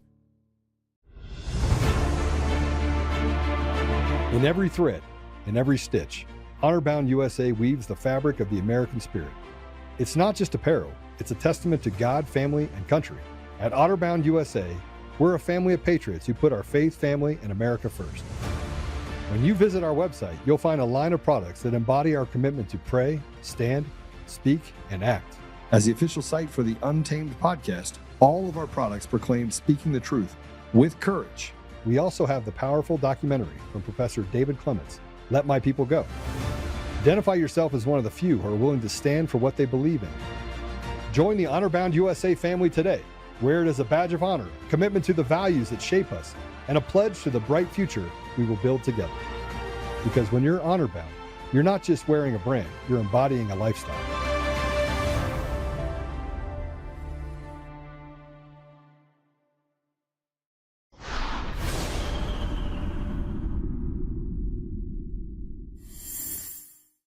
We received just a few weeks ago, January of 2023, the system log files from the tabulators that were used in Maricopa County on Election Day, along with the redacted CVR records. Through an analysis, we were able to determine that 250,000 ballot feeds misread by those tabulators. There are approximately 2 tabulators in every polling center, which means there were 446 tabulators with 250,000 voter attempt failures. somebody who was in politics telling me when I first started, do not talk about the forensic audit. Don't talk about the 2020 election. Distance yourself from President Trump, and whatever you do, don't bring up COVID or question the vaccines or the mandates. And I looked at this guy and I basically kicked him out. And I took all of his suggestions and advice and I threw it in the trash can, and I immediately went down and I toured the forensic audit site and I started talking about our corrupt elections. And, you know, people have finally caught up. We're seeing some more evidence every single day come out. Sorry about that. I don't know what happened. You ever had a moment of unclarity? Everything came rushing to you at once. That's what happened.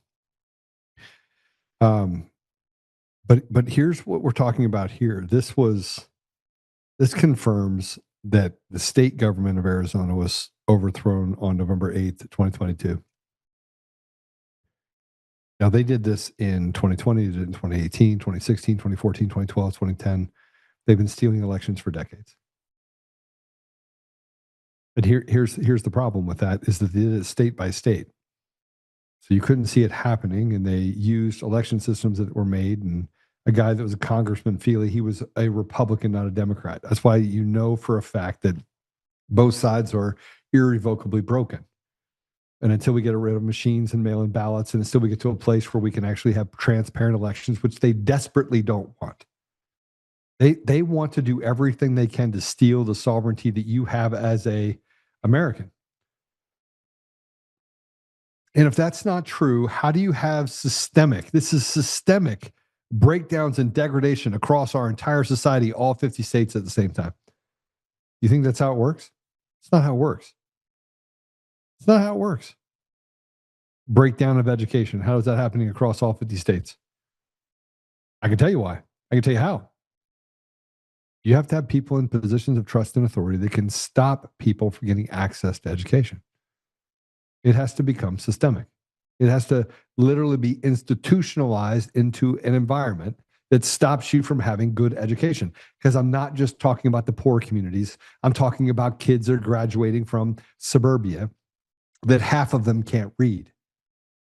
Half. 21% of the U.S. population is borderline illiterate. 21%. And all of those people did not come from the deep south and inner cities. It's from every walk of society. The Department of Education came in. How do you think we got to radical leftist teachers in even conservative environments that were telling your kids to cut off their penises? That happened. We have got to get to a place where we restore reality, where we restore truth, and it has to be at all costs. And the people that are listening, look, I don't really want to get in a fight with anyone. I got to go defend a lawsuit with a judiciary that is so rotted to the core that it's not even recognizable. And when I talk to other judges that are said, I'm going to come forward. I have a judge, the sitting judge that wants to come forward.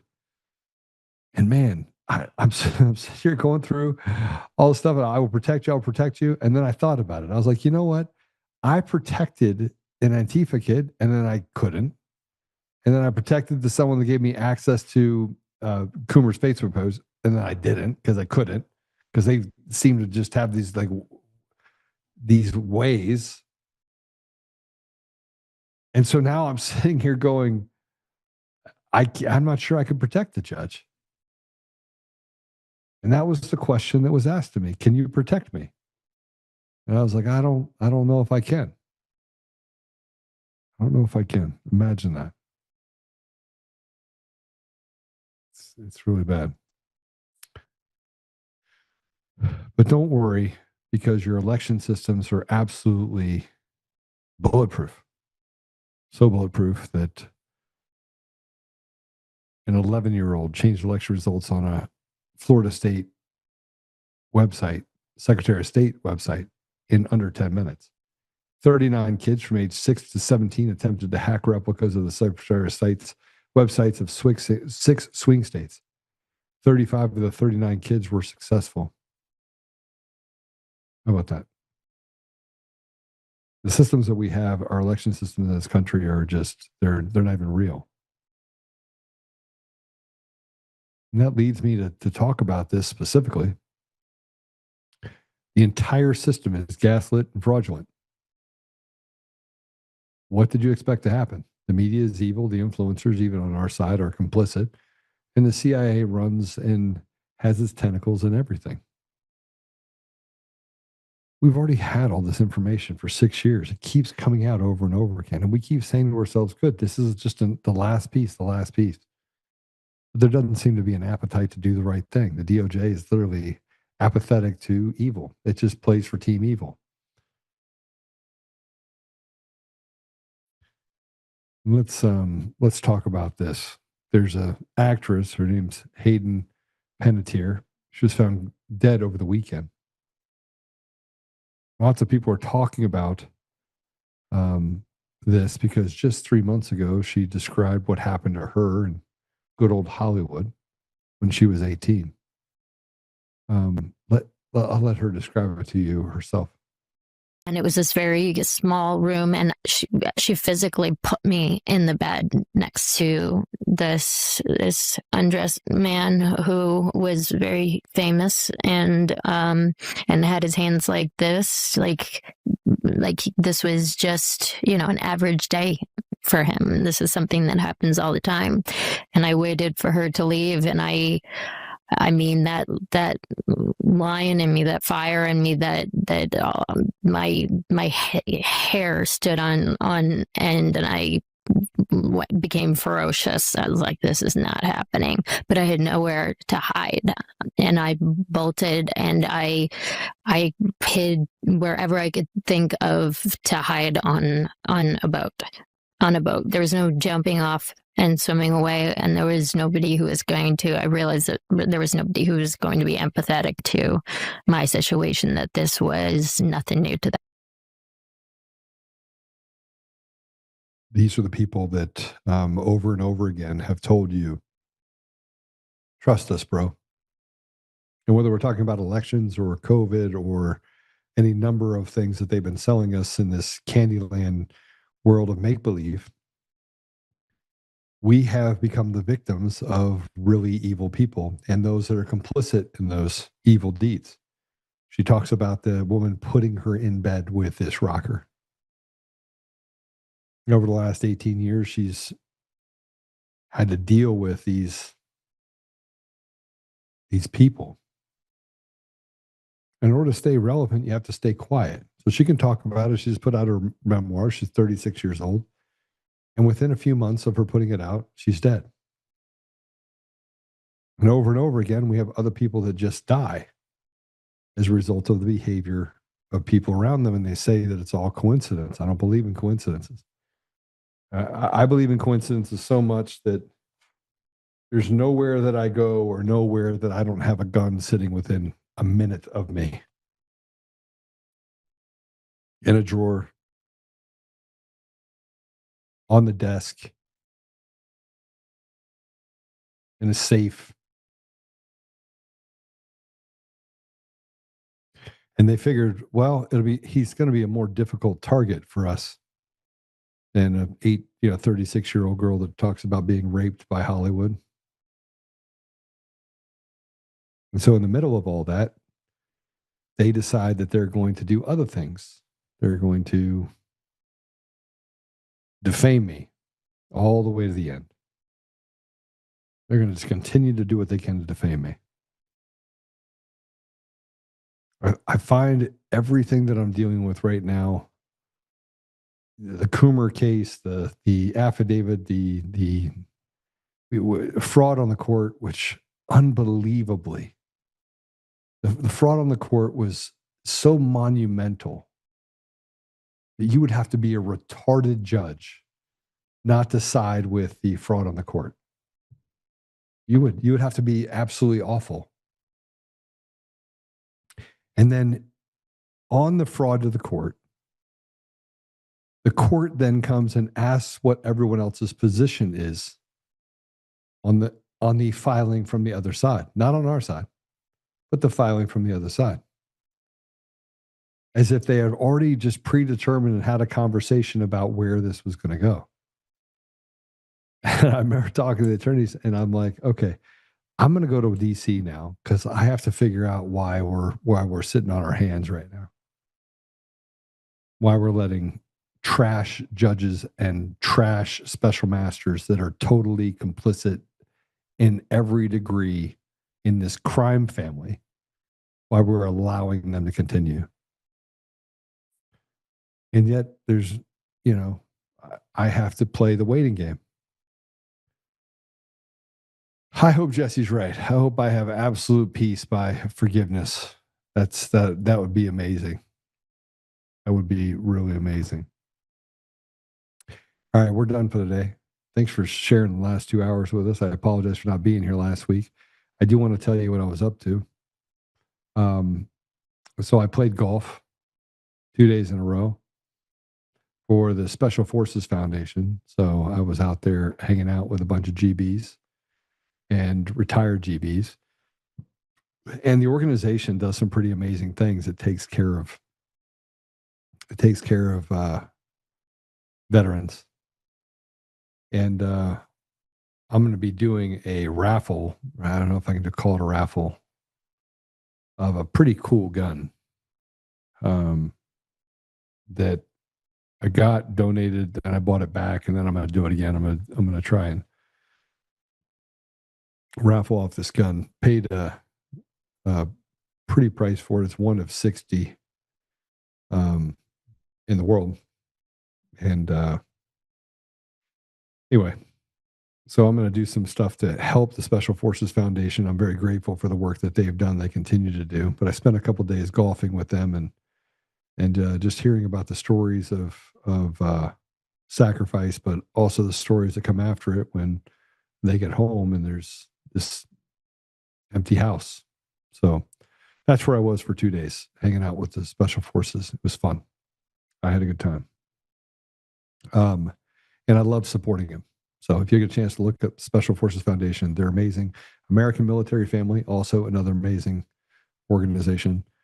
Debbie runs the American Military Family, and Pam is the one that does all the setting up and getting things done for the Special Forces Foundation. And Cody's pretty awesome too. And Calvin, just a bunch of people, just a bunch of really good people over at Special Forces Foundation. So that's where I was hanging out for a couple of days and taking care of them. So with that said, Apple Podcasts, Google Podcasts, Spotify, Pandora, iHeartRadio, TuneIn, and more. Go check it out all over. And Roku. It's good to see you guys on Roku and on the website as well. I am very aware of the censoring that's happening. I got cut off from Facebook again because I put a thing up that said FGT. It's calling them basically a terrorist, and they thought it was derogatory, but they didn't know what the word meant.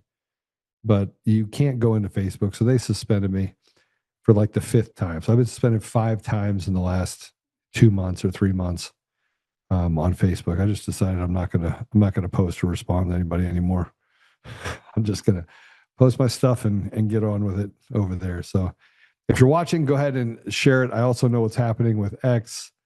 This new algorithm is pretty crazy. It went really well for a little bit, and then all of a sudden it went really bad, and it's gotten much worse. And they've just picked winners and losers. That's what they do on social media. And so I'm going to continue to just do what I do, and just we'll kind of just work our way through it. But I think there are a lot of good people, and I think that our message of goodness and truth is more and more being suppressed because they're in the final hour of knowing that they're not going to do anything about it. So we're going to end up having to do all the hard work. So just keep praying and keep fighting, and don't give up any ground. That's what I would tell you. So let's pray. Father God, we are grateful for the blessings that we have, and we're grateful for the time we were able to spend with Jesse today. And was kind of awestruck by the comments that he made in the middle of the podcast. But Father, I just ask you that if it's your will, it be done. Father, we bring this before you, looking at just what is happening in our world, and And it's pretty crazy stuff. And so we ask you to put a special blessing over our leaders, that they may be courageous and ethical and moral, and follow the needs of our society, but also that your will be done through them. Father, we ask you to put a hedge of protection around President Trump and to protect him from the grift of people that are trying to take from him and to force him into a place where he has to do things that go against the American people.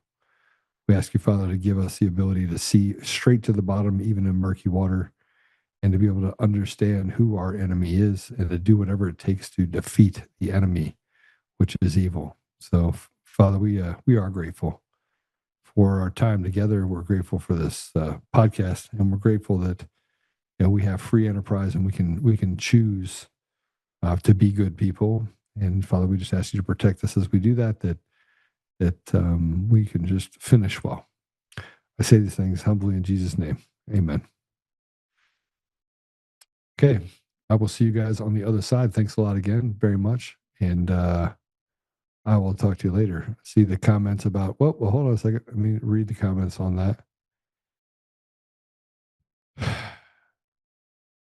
Sharon Lee says, coming in late, Candace showed not one piece of evidence to prove anything, not knowing all charges is BS.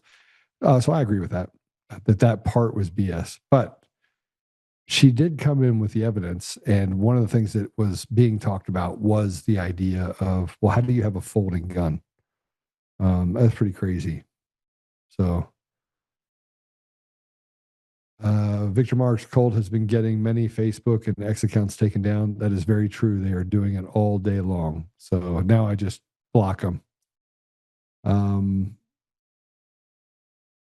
There's so many holes in the story before forth on the CK assassination, so many. But lastly, the destroying of the crime scene. Yeah, that was a little weird.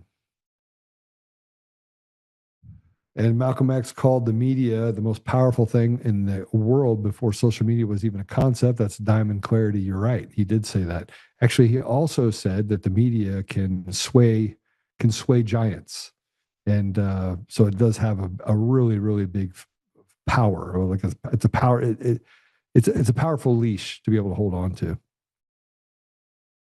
Susan Rice, good to see you. Good. God bless you, Joe. Thank you for that. Only the paranoid survive. Scum Kitty, I don't know.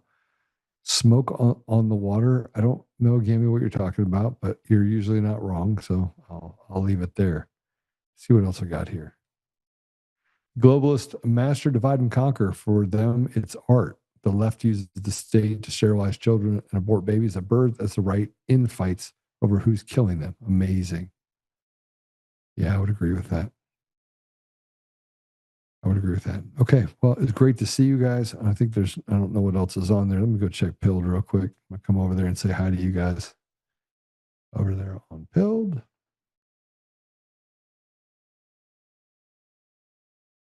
I'm still over on Pilled.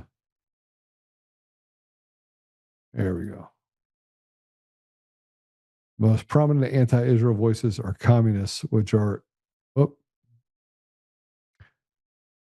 inherently Jewish. Kirk was beginning to question things, which was problematic. Yeah, he was beginning to question things. That's very true. I can't think of anyone. So Chops says this. Now, this is an interesting thought. I'm glad I came over here. I can't think of anyone that watched the Candace Andrew discussion and came away with a changed opinion. That's very true. It's very true. Now we get more and more entrenched, and that causes us to have more and more entrenchment in other things that we think about as well. So, Chops, that's a. Let me go ahead and give you a little up on that one. Eric Allen, I gave you one too. Yeah, I would agree with all of the things you just said. Made it for the last few seconds. Hello, everyone. Praying all of you have a blessed day and weekend. Praying for you and the family. Danster, go back and watch the whole thing. It was pretty awesome. Who is Chris? Weird is not evidence. It doesn't matter. We don't have a right to throw the baby out with the bathwater, Chris. That's what I'm saying. I mean, how many times have people thrown me out with the bathwater because of some flamboyant bullshit that was made up by some other fake influencer who has never accomplished anything in their life. So I'm just telling you, just to be a purveyor of truth. And unfortunately, that means that you have to, I don't like what Candace did with Erica Kurt. I don't like it. But I also recognize that we have to walk softly and carry a big stick. That's what I think. All right. Go ahead and give me a thumbs up on your way out. Make sure you all do it. And I will see you. Candace presented was, I think, my feelings or my opinion, or I talked to, but no evidence. Yeah, I don't. Facts tell, stories sell. When you have a story devoid of facts, it's only persuasion. Candace is a pro at persuasion. Don't trust her. I would agree with those sentiment. I would agree with that she's a persuader. But who isn't in the influencer world? I show you facts, which are really inconvenient for a lot of people. Yeah. All right. Do your thing. All right. God bless you all. Have a great night. And remember to hit the share button. You're the ambassadors of truth, not me. Break it. Bring it. Wreck it, Ralph, as I like to say it. We'll talk to you tomorrow.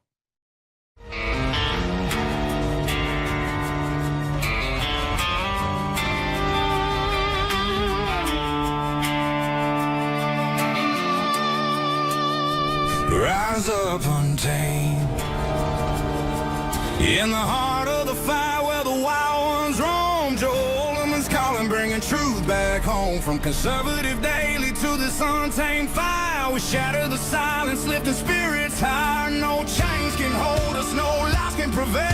Authentic and fearless on this rugged trail. Patriots gather under stars and stripes. Untamed nation, igniting the night. Untamed nation, let the truth roll out in this land of the free. Standing proud from sea to shining sea, we won't back down. Catch the fire, wear the crown. Untamed nation, it's our battle song, motivating hearts where the brave belong. Yeah, untamed and wild, forever strong. Play it again all night long.